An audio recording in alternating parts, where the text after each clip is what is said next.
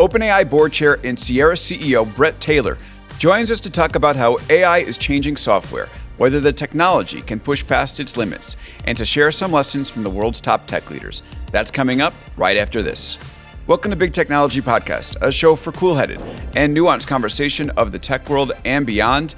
We have a great show for you today. We're going to talk about how AI is changing software with Bret Taylor, the CEO of Sierra. For those of you who don't know Sierra, it was founded in 2023. It is an AI customer engagement platform. It's doing $100 million in annual recurring revenue. 50% of its customers have revenue of more than $1 billion, and 20% of its customers have revenue of more than $10 billion.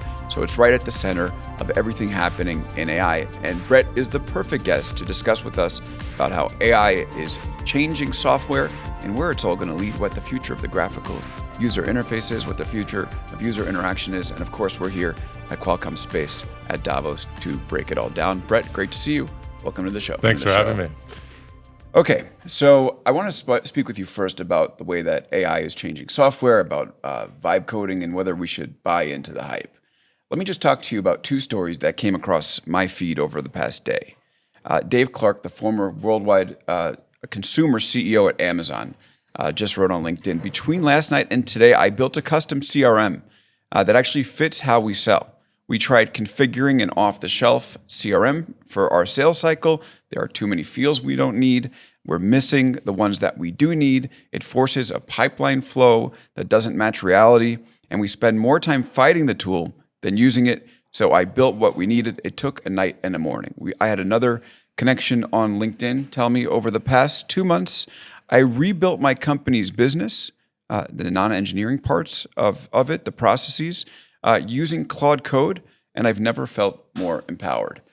I'm trying to figure out whether all these stories of people building their own custom software actually will lead to the change that many of them are promising, or whether there's actual meat behind this. You know, is Dave Clark's CRM going to fall apart in a week, and it was just a nice post for LinkedIn engagement, or is something real actually happening here? I'm quite optimistic about this trend. I actually think the term vibe coding will be like information superhighway, where it's a term we don't use in the future because the idea that your software is something that you can change yourself will be something we expect rather than a novel concept. I have two things that sound contradictory, but I don't think they are. So first is most of the cost of software is in maintaining it, not building it. And that's why most people would prefer to buy a solution off the shelf, because you want to amortize the cost of maintaining software among thousands of clients and not have everyone bear it. Just think your ERP system and a new accounting standard comes out. If every company in the world has to go vibe code that new accounting standard, someone's going to get it wrong. Hold on. I've heard this before, but won't the AI just be like, okay, I'm picking that out of the internet. That's the new standard. Now I put it in. It may, but I think the bigger point I was going to make is right now, I think we're just imagining vibe coding our existing solutions. If you think of something like a CRM, it's a bunch of forms and fields in a web browser. I'm not sure that's even the future of software. The future of software is agents. So rather than having a web browser with forms and fields that we click on, we will delegate tasks to agents that will operate against a database somewhat autonomously. So I think the interesting thing is I think everyone's looking at all the software we use and say, how fast could I vibe code that? I wonder if it's the wrong question, because I actually think the more disruptive thing happening to software is the software used today will not be the software we use tomorrow. The form factor will be different. The business models will be different. The consumption patterns will be different. If you're generating leads and opportunities for your sales team, an agent will do that. If you're essentially auditing your financials in your ERP system, an AI agent will do that. Who's making those agents is the question. And will you buy those agents off the shelf or build them yourself? And I think that's still an open question. Whether you can vibe code a CRUD app in a web browser, I think is maybe an interesting question on Twitter, but I don't think it's the most interesting question in software. All right, let's just unpack this a bit. So a CRM, or customer relationship management technology, if you have one of those software tools that goes from the graphical user interface to a chatbot, what does the interaction look like? And isn't it valuable to have, not to stand up for dashboards, but isn't it valuable to have those dashboards where you can basically see what's going on, as opposed to like have to like type into a chatbot what's going on. Well, I don't fully see how chat and agents can replace the software stack that exists today. The word agent comes from agency, and it just means AI has some ability to autonomously reason and make decisions. And so it doesn't mean the concept of a dashboard will go away, but perhaps everyone at your organization will have a different dashboard. Your head of sales operations, the CEO, probably all have very different things they're interested in. So every morning, that agent might reach out to you and give you just the information you need. It's a new form of dashboard, right? But it's custom for every individual. And the form factor of the software underneath is actually very different because if you think about what it means to craft a dashboard, it's a lot of like database joins and things like that. If you think about giving an AI access to all the information it needs to give you personal insights, it's very, very, very different. And I think that's why, whether it's the birth of the web browser or the smartphone or now large language models and AI, it's a disruptive moment in technology because the incumbent software players, their advantages all of a sudden start to look a little bit like disadvantages. And it doesn't mean they won't all pivot, by the way, but it opens the door for, I'll say, AI native companies who are building software sort of native to that form factor. So I do think it will change. I think the importance of dashboards will go down. A point of a dashboard is so a human can stare at it and derive some insights. I think that probably AI can serve a very meaningful role in deriving insights from your data. And if staring at a bunch of colorful lines on a screen is the best we have, I'm not sure that's true. It doesn't mean all dashboards are going away, but you have to imagine that these AI agents are becoming progressively more intelligent than you. And if you're not relying on it to help, find insights in that data that you were previously staring at in a dashboard, your competitors probably are. So I think a lot is going to change. And I think the interesting thing in Silicon Valley, as you said, I've been in this industry for a couple of decades, is it's a race. The incumbents need to transform themselves. The disruptors or insurgents or whatever term you want to use are trying to compete to create AI native applications in each of these areas.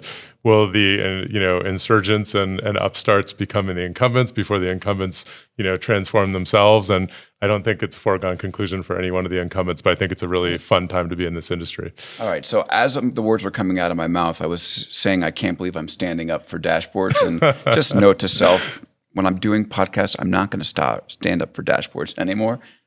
Terrible decision. I hear you on that front. But let's talk a little bit then about the disruptive power to today's incumbents, right? So you talked a little bit about how businesses might disrupt other businesses. I think there's a belief now that it's individuals with these tools are going to be able to build their own instances, and that will be the threat to incumbent software platforms. So reading between the lines of what you just said, I don't think you really believe that it is going to be an individual building their own custom technology. You still think that companies need to be able to do this. It may be true. It's interesting. I think it's very hard to predict the second order effects of the marginal cost of software development going down so dramatically. But it's interesting. So I was, for our first customer conference at Sierra, I was doing research and I was looking up in the Wayback Machine old Wired articles. And I found one from, I think it was 1997. And the article was about banks failing to launch websites with login forms and spending tens of millions of dollars with consulting companies and how hard it was to go from read-only to enabling someone to log in to check their balance.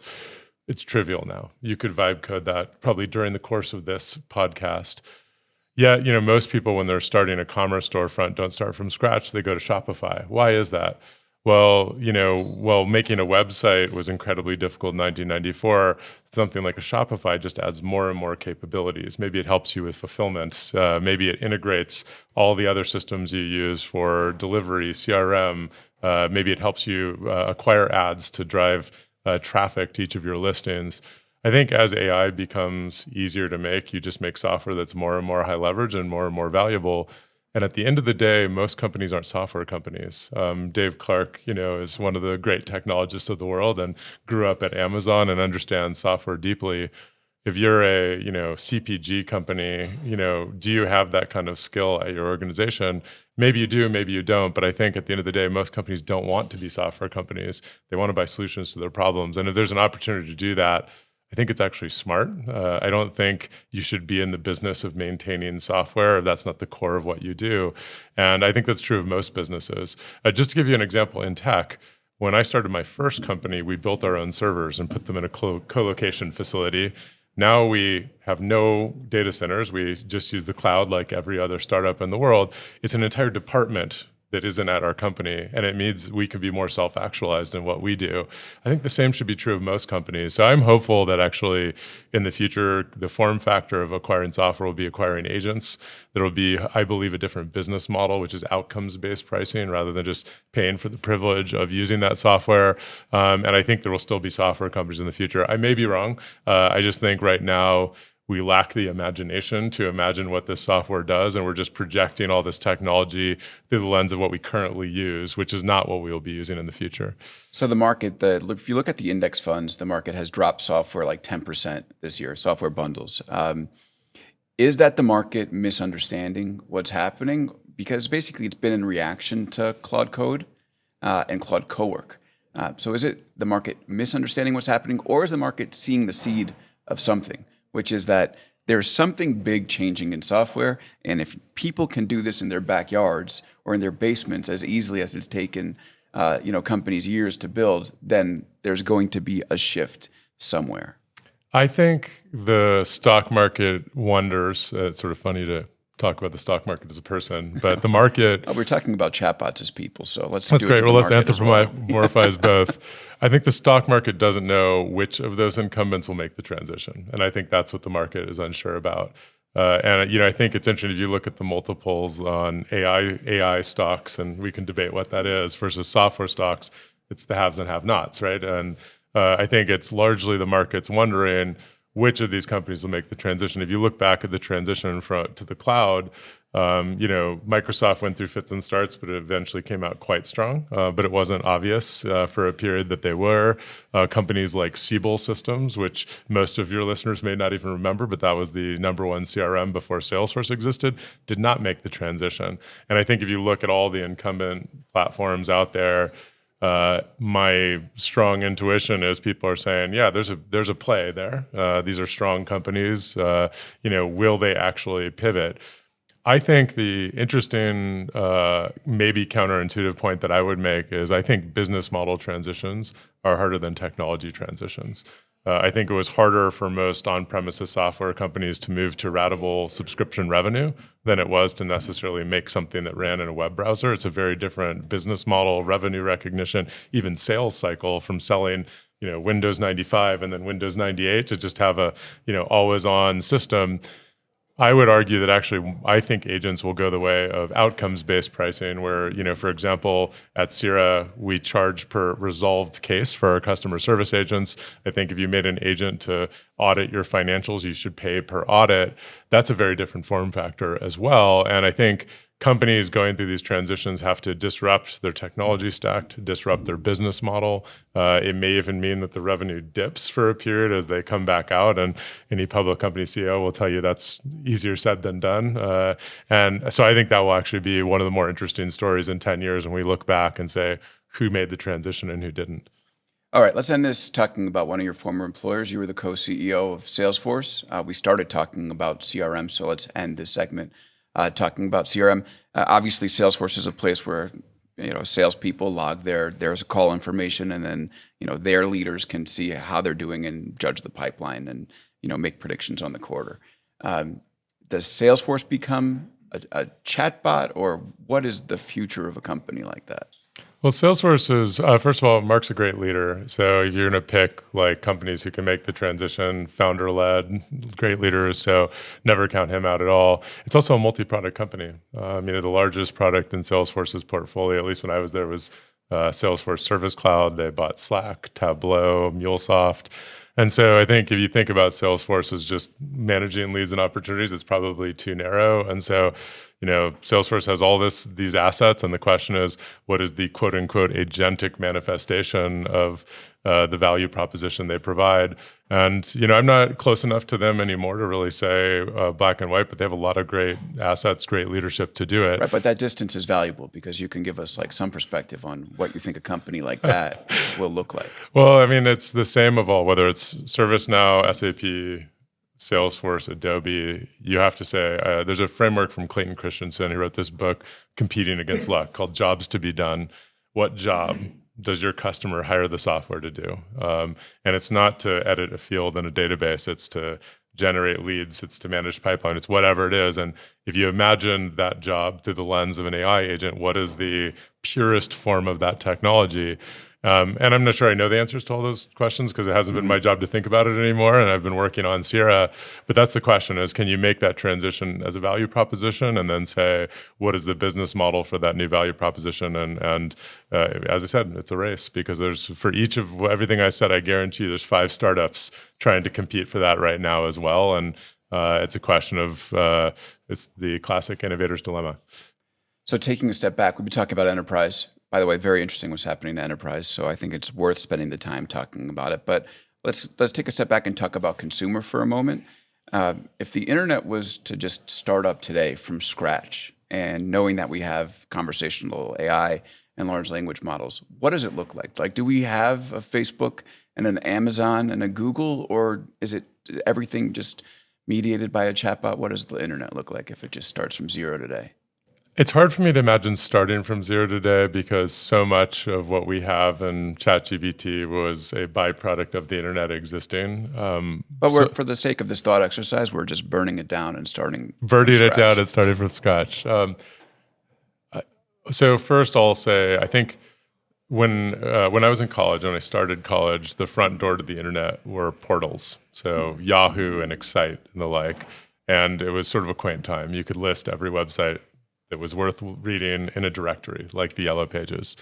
Very quickly, I think Google launched in 1998, and then sort of took over on Stanford campus. And then, by the early 2000s, most people were Googling things. And portals didn't go away, but were no longer the front door for most people's experiences. I think ChatGPT is already the front door for the internet for many people. And I would say, if you look at like ChatGPT, Gemini, and the like, I think your personal AI agent will be your front door to the internet. And I say that to answer your question because I think it really changes the way you use the internet. Rather than getting 10 blue links and clicking on them, you might delegate some of that responsibility to your agent. To when I planned my family vacation to Copenhagen last year, ChatGPT did almost all the research for me. And so it really changes your relationship because it changed your relationship with all the content that, ChatGPT looked at. I didn't end up booking Airbnb, but I probably would have if it had let me. So I think we're moving from a world of, clicking on links to companies having agents. This is what Sierra does. We help companies like Cigna and SiriusXM, DirecTV make AI agents that can talk to their customers. And consumers over the next 3 or 4 years will have their own agents. And that's a very huge change because I think it's quite personal, but what will you delegate to your agent? Some things you'll probably care a lot about. Some things you may say, hey, just go book that hotel for me on my business trip. If you're going on a family vacation, you might spend a little more time looking at the listings. But in those moments where you're delegating basically decision-making to your agent, it really changes a lot of the mechanics and economics of the internet, SEO, SEM, all these things that have been optimized towards persuasion of humans. All of a sudden, we're in this brand new world. So I think the internet's going to change a lot. I think it's largely going to be very consumer friendly just because we can accomplish more with less thanks to the prevalence of agents, but it will change pricing strategies, marketing strategies, discovery in ways that I can't even as someone sort of in the middle of it, I can't quite predict right now. But you can sort of see the change coming even if you don't see the end of it. So much of the web and so much of the internet is premised on us visiting things. Publications, if you have to visit them, that's the way the economics work. A site like Amazon, right? They want you to visit because they get the data and then they can tailor the experience to you. If you're not visiting sites anymore, then does the math fall apart? How does it work? I think business models will change with technology. I think the advertising supported internet was a byproduct of the distribution of the internet, where a lot of companies said, hey, rather than having a payment as a gate to content, providing it for free and providing ads is a better business model. Not all publications made that trade. In fact, somewhat interestingly enough, many of the healthiest publications didn't, which is interesting. I think certainly AI agents and consumer agents will drive similar changes to business models.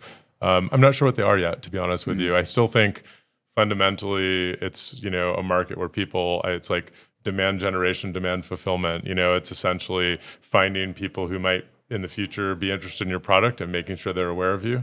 This is largely happening on like TikTok and Instagram and Facebook today. Demand fulfillment, which is largely happening on Google and Amazon today.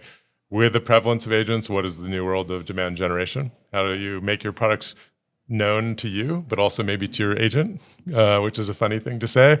And then when you are actually transacting, what is sort of the paid equivalent of that? And I think both of those are nascent. I don't think we know what they are, but I think the economy, or like I'll say the digital economy, will be fine. It's going to change things. It's just going to make things that used to be really profitable less so. But I think just like whether it was the advent of the internet or the newsfeed, this is not even the fourth time over the past decade that there has been changes to that economy. And I think entrepreneurs and innovators will figure it out, and it will, I think, will be great. I just don't know exactly what it will look like yet. Yeah, I'm struck hearing your answers that A, you think a lot will change, and B, it's still so uncertain what will actually change. We are in inning 2 of this 9-inning game, in my opinion. So actually, you've been playing. Let's say it's a doubleheader.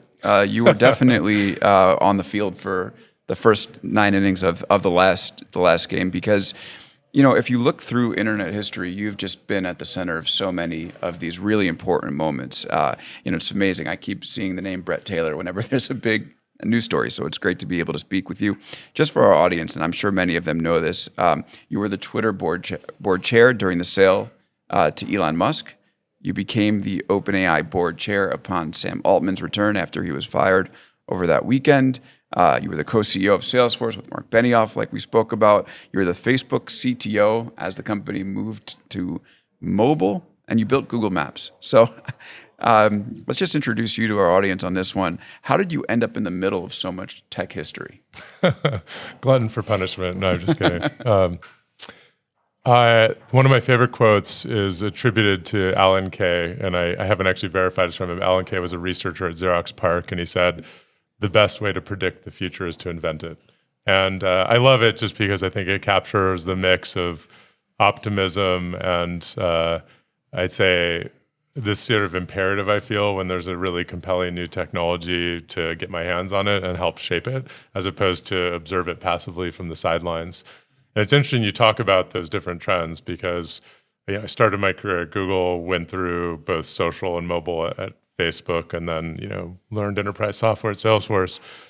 At Sierra, we help companies build AI agents for their customer experience. So think not having to wait on hold when you call up SiriusXM, or even helping people refinance their home with a Rocket Mortgage agent. Part of our value proposition is actually reflects that history. We say if it were like 1994.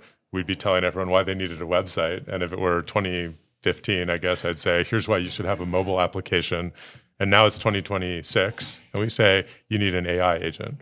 And your AI agent is going to be your digital front door, and most of your customer interactions will happen via your AI agent, not from your mobile app or your website, even if they exist in those platforms.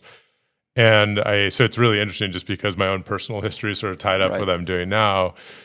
But it's so interesting because if you look I love the history of computers, and I think Microsoft's mission at one point was to put a PC on every desktop. I think we only reached about 2 billion PCs, so certainly maybe reached that mission in the Western world, but certainly not in the developed world. Then the internet was developed and connected those PCs, and then thanks to Steve Jobs and then obviously Android's evolution of that technology, we have more smartphones than people now, and they're all connected to the internet. But they're all building on top of one another. Like the smartphone would not have been the smartphone without the internet, and the internet wouldn't have existed without the PC.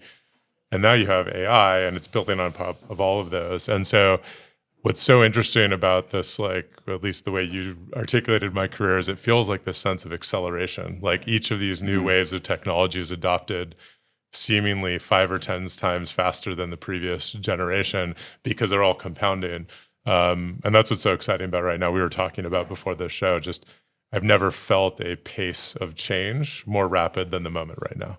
For you, I mean, you've the timing has been really impeccable. Do you have like, I mean, when something's shifting, like when the shift, let's say just from search to social happened, a lot of people might have seen something happening, but there was still, I think, in the general public, a feeling of like, I don't know about social media. I don't want to put my whole, life on the internet. But you're like, I want to be the CTO of Facebook. What do you think gives you that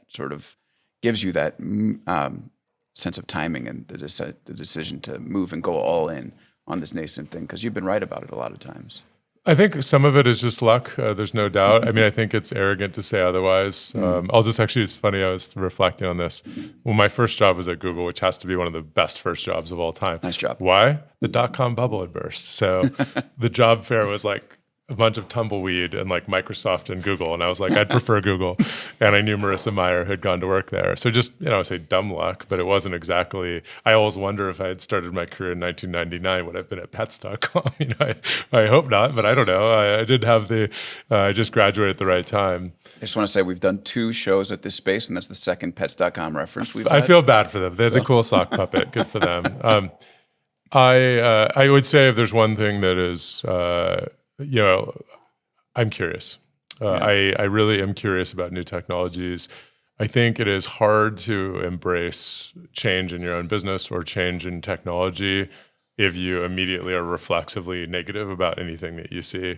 I encourage people who are skeptical about a technology to find someone whose opinion that you trust, who has a different opinion than you, have lunch or have dinner with them and say, convince me that I'm wrong. And I've done this with a few different technologies that I was skeptical about, and I'd find, a fellow entrepreneur that was really bullish on it, and I'd say, I want to understand what you see. And I say that just because not every hyped technology is, worth the hype, but there's usually, if smart people are interested in it, there's usually something really important that they see. And I think if you have that curiosity, you'll be more likely to be able to apply what's good about it to your business or to your life. And I definitely have that. I joke I've never met a pessimistic entrepreneur, and I'm definitely not one either. Yeah. So it's interesting because we've just talked about these big shifts in technology, search to social, desktop to mobile, and now all of it to AI. There's some people that say AI is the last invention, that there won't be another shift after this. Do you believe that? Not at all. Really? I like to do the thought exercise. So the United States was founded in 1776. At the time, I don't know what percentage of our economy was agrarian, but I'm guessing it was like 95% of the country were farmers. And I always imagine I don't know who the most tech-savvy founding father was, but Benjamin Franklin, maybe, I don't know. And if he were teleported right here in between us, first of all, that would be a little cool. But secondly, like, how long would it take him just to understand where all the food comes from? Probably a really long time, because we've been automating essentially agriculture, food distribution for so long, we just take it for granted right now. I think, we often see new technologies and see what it displaces that we currently do. But we create an economy and a culture around our technology, not the other way around. And so in those past, 300 years or something, we've made power relatively abundant. We've made food abundant. We've made transportation relatively abundant. And, just think about the fact that both of us flew here on airplanes, 24 hours ago, and we're podcasting over the internet. It's mind-blowing, right? We don't think of it as mind-blowing, but it's mind-blowing.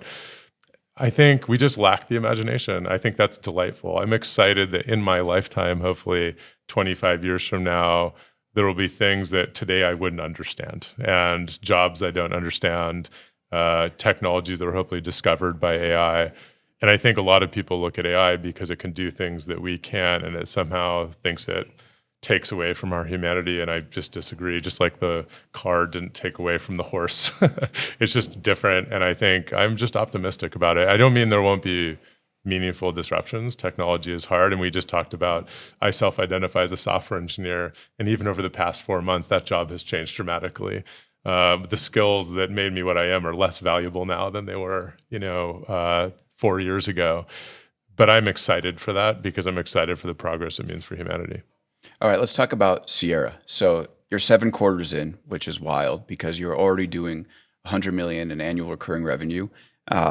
You have 50% of your customers have more than $1 billion in revenue, and 20% of your customers have more than 10 billion in revenue. So you are selling in AI customer engagement. You're selling into very big companies, and you're getting very big deals. Some of your customers, like SiriusXM, will actually have your platform take action, right? So this is not chatbot. I think this is important to say. This is not chatbot. It's agentic. It's agents. It's when my satellite radio isn't working, the AI will reset it for me, and I'll be able to listen again.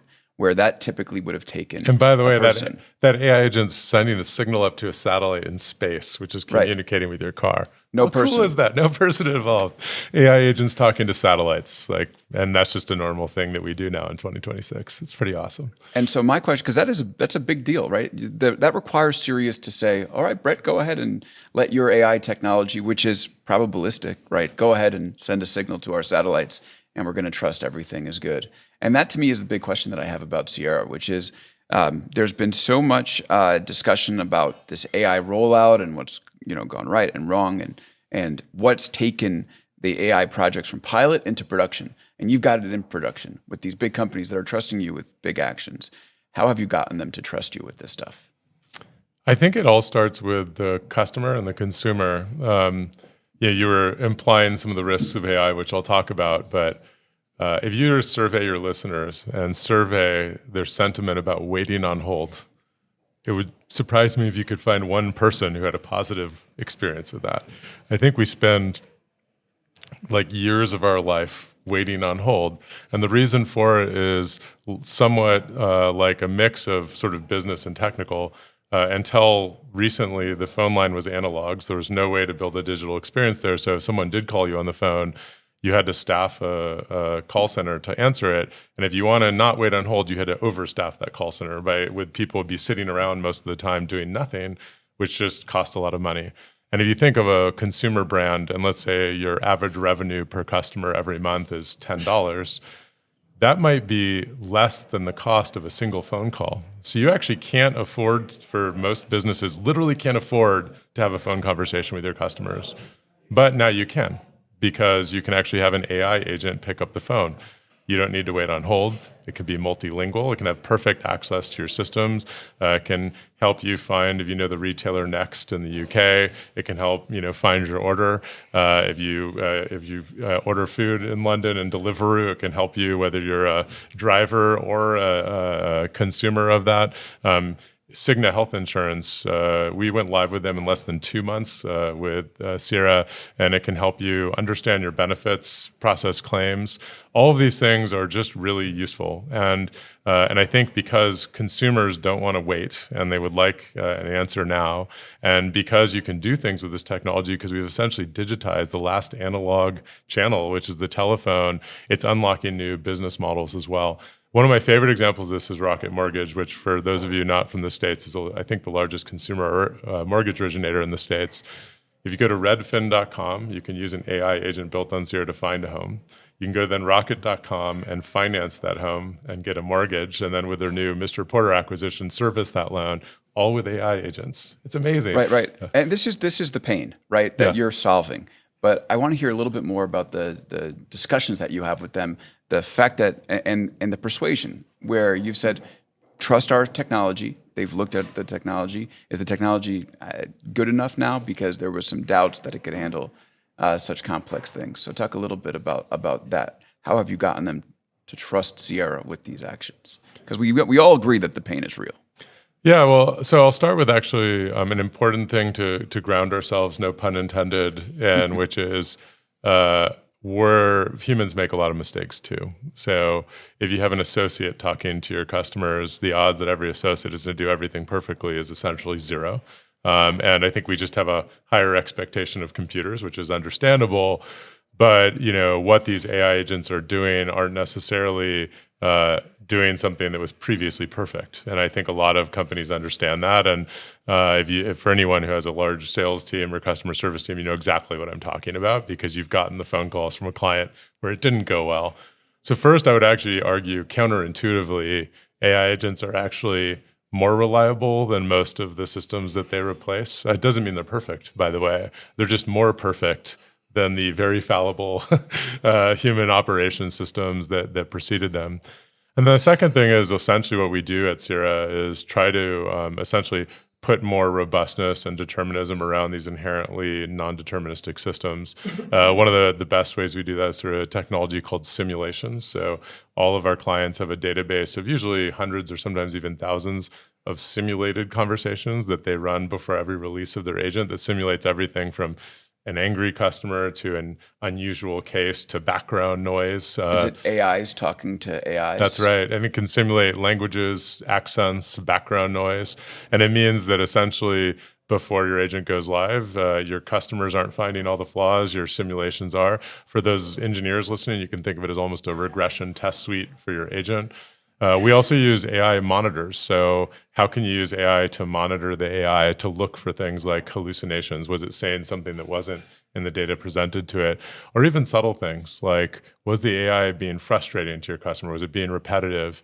And it enables you to, the joke that we say in the office is the solution to every problem in AI is more AI. And there's probably a limit to that, but we really believe it. And what's really fun about that is, with AI monitors, you can monitor all conversations. So you can go well beyond the scale of your operations teams. And even where you do want people looking at the conversations, you can put the needles at the top of the haystack. So your operations teams are just looking at the conversations that have potential issues. And so really creating a virtuous cycle of testing, monitoring, and human review to create what we hope is a virtuous cycle. So every day that your agent is live, it's more robust than the day before.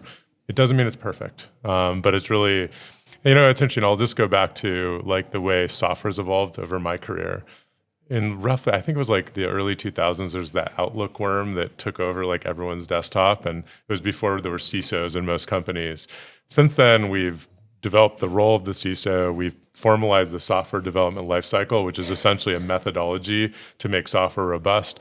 We've essentially, in AI agent development, have this idea of an agent development lifecycle, the same idea, which is don't expect perfection, but with this methodology and the product and the platform we built, you can make a robust agent and you can make it reliable and you can make it something that becomes more trustworthy over time.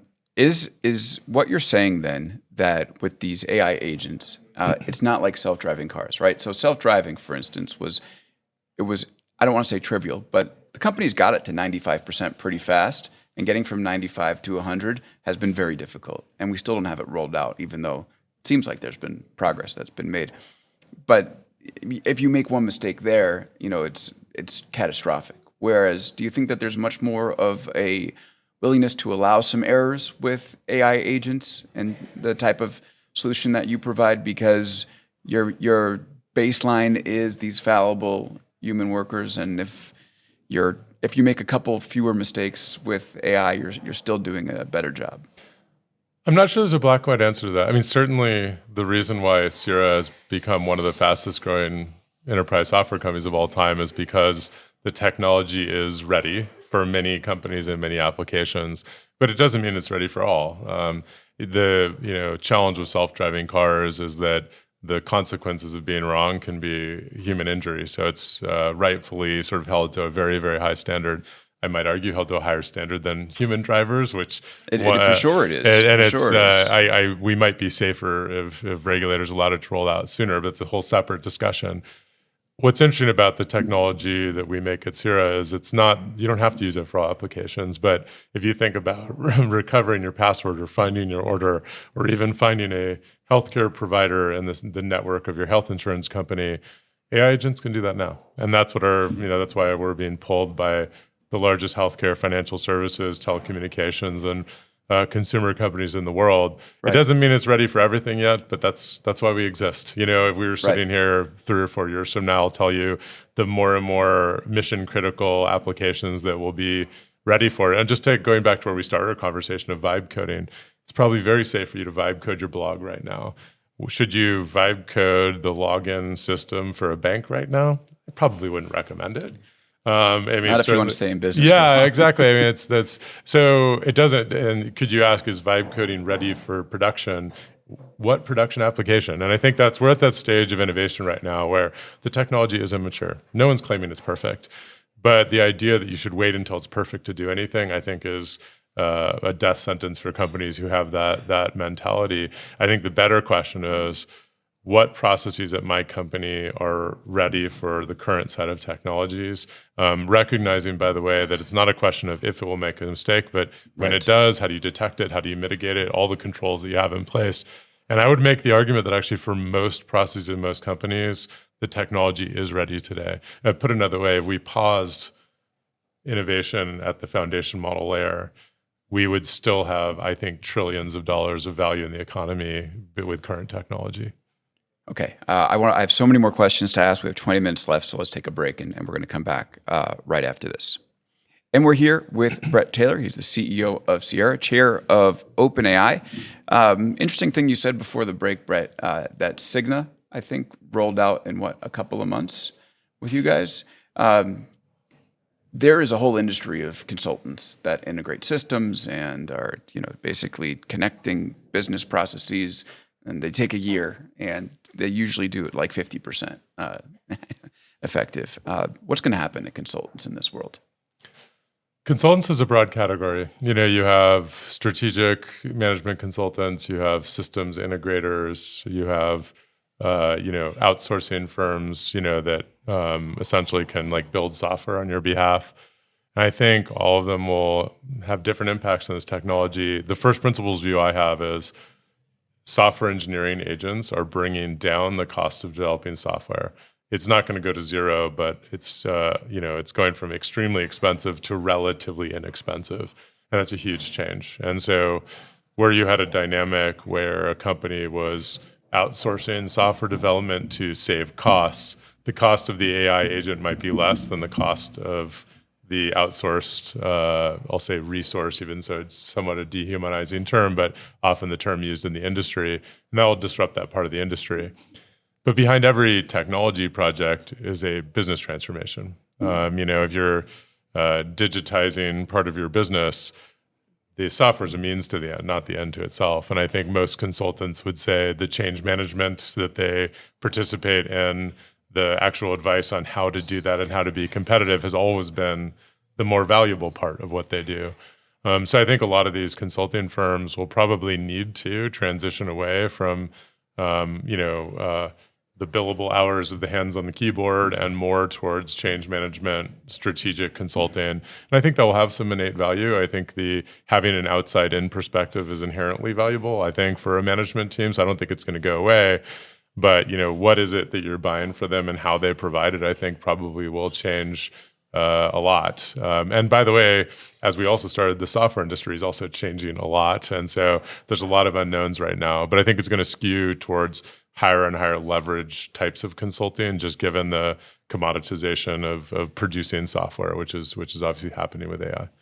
Okay, so you're the chair of OpenAI. I want to talk a little bit about OpenAI and also the broader foundational technology underneath. First of all, they just decided that they're going to start showing ads. I think the funniest tweet that I saw in response to this was AGI is nowhere close because if OpenAI thinks that they have to show you ads as opposed to redevelop the way the world works, then it's going to be a while. What's your response to that? So if you look at OpenAI's business model, kind of three pillars. The first is ChatGPT, monetized through subscriptions today, and this is where Fiji announced the ads principles, where the plans are to introduce some monetization component to that. Then you have the API, which companies are using to essentially build applications on top of these models. And then you have agents, which probably the most meaningful of that is Codex, which is a software engineering agent. I'm excited about developing all of those business models because, as has been covered by many people, the cost of training these models and the cost of inference is incredibly high. And so to really make OpenAI sustainable towards our mission to ensure that artificial general intelligence benefits humanity, we need a sustainable business. And that really means monetizing the incredibly intelligent asset that we're producing, which is these models. I also, having been at a number of companies, both Google and Facebook, that effectively develop ads platforms, I think it's quite complementary to these free offerings. I was at Google when we launched AdWords, and the before and after of the monetization for the internet it was strictly better on the other side of it, because the ads were complemented what you searched for, and it actually provided actually a lot of value to consumers. So I think there's always an art form, because you just can't reduce trust. You need the ChatGPT to be agent acting on your behalf, and I'm confident the team can do it in a way that complements that experience rather than it competes with it. And I'm excited for the opportunity. But the argument that if there were real great economic value on the other side of the rainbow, that their ads would be unnecessary? I don't buy that, just because it's unclear, just because OpenAI is making this technology doesn't mean we're monetizing all the benefits to the economy either. Right. And so, I was just reading, I don't know if this is true, but I just was reading on X that a mathematician proved one of the unproven conjectures using GPT 5.2. I hope it's true. I haven't personally verified it. That's amazing. That is progress for humanity, but it's not send us the commission. I don't think there was a commission on it. And so the mission hasn't changed. And I think this is just a way of, growing the OpenAI business so we can continue to finance what I think is the greatest research lab in the world. Okay, let's talk about that research. So OpenAI is spending a lot of money. We won't get into the ROI discussion. I feel like we've had that on this show a lot. But I want to talk a little bit about what the argument would be for this technology starting to slow down. A year ago, there was a discussion about whether the models were going to hit a wall. Clearly, they haven't hit a wall. But you could argue that they're getting better through tricks. For instance, a model can learn something by going to the internet and searching for it. But that doesn't get baked into the core of the model. So it's using these tricks, or some people call it scaffolding, orchestration, to get most of these improvements, and it's not like the underlying technology is getting that much faster. That's the argument. And so then maybe eventually the tricks will run out. What do you think about that? First of all, I think all criticism is important to listen to if you're in science and you want to make progress. My take, first of all, I think there's one of the nuanced aspects of the progress we've seen, particularly this past year, is the models have gotten a lot more intelligent. They may have been sufficiently intelligent like a year ago for most consumer applications, like my trip planning to Copenhagen. I'm not sure how much the reasoning capabilities of GPT 5.2 would have benefited that trip planning. We were at peak travel agent. I'm being a little facetious here. But if you're Everyone's favorite use case. but if you're using Codex to write software for you, the difference between GPT-5 and GPT 5.2 was huge. And you can see this online, just all the developers using it, because reasoning capabilities for authoring complex software is incredibly valuable. So I think one of the dynamics that's sort of playing out, particularly for people using ChatGPT and Gemini for, I'll say, casual everyday use, which most of us are at this point, is a lot of the model improvements are not necessarily visible for those class of applications, but incredibly visible if you're using it to, say, develop software or to prove an unproven math conjecture. So that's an interesting dynamic, and I think it's going to probably over the next few years amplify, which is for a given task, the models from last year are sufficient, and the new models will be necessary to achieve some semblance of superintelligence or artificial general intelligence, but we're actually at sufficient intelligence for a lot of different applications. And I think that's why it's really important when we're judging progress and cost and all these things that we'll actually probably have to start looking at it through the lens of applications. If you're doing pharmaceutical therapy discovery, you probably care a lot about the reasoning capabilities. If you're planning a trip, a little less so. To your point on accessing tools, I actually think this is strictly a positive. I think that one of the big breakthroughs with AI agents will be long-running tasks, and I think that writing code, searching the internet, I think is great. I think it enables whether your training process is, the internet changes on a second-by-second basis, and having an AI agent that can respond to that is very important. But more importantly, it can access a private database. It can access, a structured, can access a system that's looking at a particular strand of DNA, whatever you might want to do. So tool use is incredibly important. Probably the one thing that I think in AI circles, and I'm not an AI researcher though, is to achieve true AGI, will we need reinforcement learning from the observations that this model makes, which most of the mainstream models don't do. I'm not sure about that, and there's a really healthy debate about that. But I don't characterize this tool use as like a hack. I think it's actually a structural input to long-running agents, which will probably be what we need to create something close to AGI. Okay.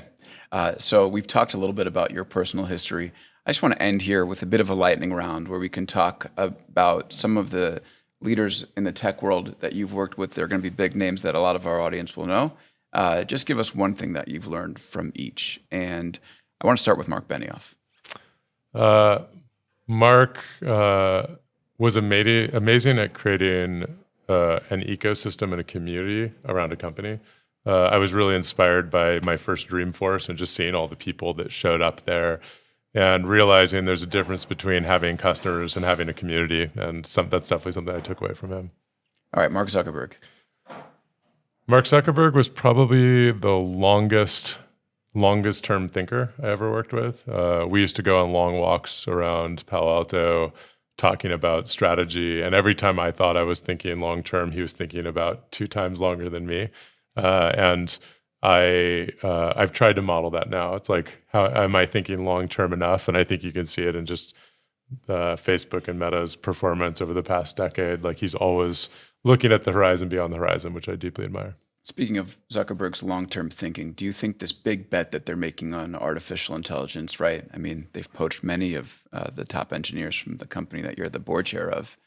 Do you think that's his belief that we are going to stop communicating with our human friends online and we'll start communicating with our digital friends instead? I think we're going to be communicating with our friends for a long time. I think this is just, Mark has a lot of conviction and is willing to put his money where his mouth is. And I think that's a real admirable trait for a CEO. So I think that's all it is. I don't think it's an indictment on human relationships. Oh, okay. I will take the other side of that. Yeah, really. I think we are, many of us are, we have this isn't it interesting? We have this loneliness crisis, and into the void is coming these bots that will tell you how great you are, remember everything about you, look out for your best interests. I actually am worried about sycophantic AI. I think it is, some of the science, I guess, has been partially debunked, but I like the anxious generation, and it resonated with me, just the negative impact of smartphones and social media, particularly on young people. And I think with any of these new technologies, there's a risk of addictiveness and particularly the sort of sycophantic nature of some of these agents. But I'm an optimist. I think technology broadly moves society forward and can unburden us from repetitive and menial tasks and enable us to be more self-actualized. So I do think it's important to worry about, but I also think it's wrong to think it's an existential risk. And I think we should worry about it, mitigate those risks, be smart with our kids and particularly kids in middle school and secondary school about when they get access to technology, but I'm really optimistic for the benefits. Sam Altman, you've spent some time with him as the board chair of OpenAI. How does he operate? What have you learned from him? Sam probably has the most ambitious vision of any founder that I've worked with, and his superpower is aligning people to that vision. I didn't have the good fortune of really knowing Steve Jobs, but they always talked about the reality distortion field and why so many great engineers went and did great things like creating the Macintosh or creating the iPod, and I see a lot of that in Sam. Then what is his grand plan for OpenAI? What is the long-term potential there? To build AGI and ensure that it benefits humanity. And it's always been the mission of the foundation, and it still is. And that sentence obfuscates a lot of the challenges of doing so. Just look at even the capital requirements to do so, which I don't think anyone knew when it was founded. So I think the hard part Sam's doing now is taking that vision and mapping out a decade-long plan to get there, which is, I think, one of the most remarkable technical achievements in human history, and it's exciting to be a part of it. One interesting dynamic of that business and Sam's challenge is it does seem that everybody just catches up real quick. It's absolutely right. There's just what I see going on right now, sort of maybe ending where we started. When I graduated from university, I was in Stanford when the dot-com bubble happened, and then it burst in the middle of my undergraduate education. If you look at that period of the internet, most people knew that the internet was going to be impactful, and most people even knew the key applications like e-commerce and search that would be impactful. And it was this cutthroat competition to decide who would win in those markets. If you remember Alta Vista, which is sort of the number one I was search a big engine user. Yeah. Yeah, and then you had Yahoo and Excite as the portals, and you had on Lycos. buy.com, Lycos, you had buy.com and Amazon, and every country had their own. I think we're just in a similar state right now. You don't need to have a PhD in artificial intelligence to think and say, wow, this is going to have a big impact on the economy and society. So you have all of the capital, all the smart people in the world, all focused on the same thing. So this degree of competition is completely, in my opinion, expected. Right. It means it's super stressful for those of us in the middle of it. It's great for the world, though. I mean, competition drives innovation. It lowers costs. So I think it's just a great thing. If for those of us in the middle, we don't get a lot of sleep because every day you wake up and there's new competition. But that's what's great about the free market technology economy is on the other side of this is I think we're going to have some amazing tools that benefit humanity, and I'm excited to be a part of it. But a lot of those early pioneers fell off. 100%. That's just the way it works. I think there'll be a period of consolidation. Well, that's always my joke. Your perspective on the dot-com bubble is very different if you went all in on buy.com versus Amazon.com. Right. And so you're going to have some companies go out of business, I think more likely sort of be consolidated. I think there's probably, I don't say too much capital, but it's sort of being applied blindly to categories. It's bubblish. Yeah, it's absolutely a bubble. But I think it doesn't mean that there's not truly generational companies being created at the same time. And I think both are true at the same time. And that's why venture capital isn't for the weak of heart. And you're going to see some people do very poorly, and some people writing their proverbial book about the great bets they made. And that's the world I grew up in, and I think it's exciting, though mildly stressful at times. Yeah. What about Marissa Mayer? Marissa was my first boss. I probably learned the importance of people and hiring. I came in through a program she made at Google called the Associate Product Manager Program, where she hired new grads out of technical degrees and who wanted to become product managers. And she said, rather than getting an MBA, get an MBA at Google. And a lot of the young people she recruited there ended up running big parts of Google, running companies now. But she spent just a lot of her time curating the people at Google. I think it was one of her greatest contributions to that company. And I always remind myself, it's like eating your vegetables. If you want your company to be great 2 years from now, focusing on the people you're bringing in now is probably the smartest thing. And I always think about her when I do that. Sheryl Sandberg? Sheryl, this is going to sound funny. Sheryl always gave me the harshest, best feedback. He was like, "Whoa, well, we're not cutting to the chase here, are we?" And I realized that so much of my career I hadn't been really given feedback, and if someone actually cares about you, their willingness to actually tell you what you need to hear, not what you want to hear, is a gift. And so I think it's very hard to give feedback because you think about the way it will make someone feel rather than thinking about you want them to be better at their career in the future. So I learned that from her, and she's amazing. And I think she's a mentor to half of Silicon Valley for a reason. Do we put Larry and Sergey together? I feel like people just say Larry, Sergey. We'll put Larry and Sergey together. Larry, for me, always focused on long-term technology direction in a way that was remarkable. When I got to Google, I had no idea why we were building our own data centers, and it turned out to be an incredibly important part of the cost to serve of Google when we were making everything from Google Maps to App Engine, which became Google Cloud.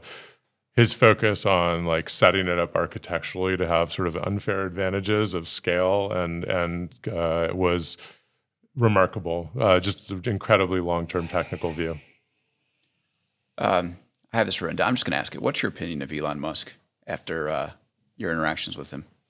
Probably the greatest entrepreneur of our time. I mean, he's a company. He's created everything from SpaceX, and look at the impact of Starlink, let alone Tesla and X. So, had some complicated interactions, but sort of the undisputed leader in that respect. Did he make a good choice buying X? I'm not very close to it, so I haven't really followed it as much since the transaction went through. So I don't have a strong opinion on it. Okay, I've learned not to ask people in your position to predict like the next 5 years, but can you tell us what's going to happen over the next year?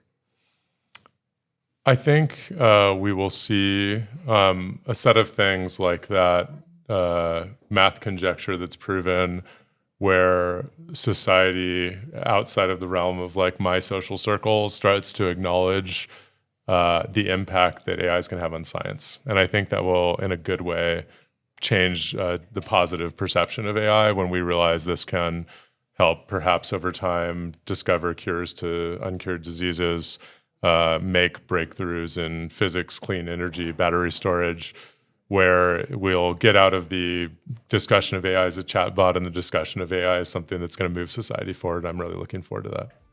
Well, Bret, it's great that you came down here. This is our first conversation. I've been looking forward to it for a long time, and I hope it's not our last. So thanks again. Thanks for having me. All right, everybody. Thank you for listening and watching, and thank you to Qualcomm for having us here at your space at Davos. We'll see you next time on Big Technology Podcast. Awesome. Thank you so much. Great stuff. Thanks, everybody.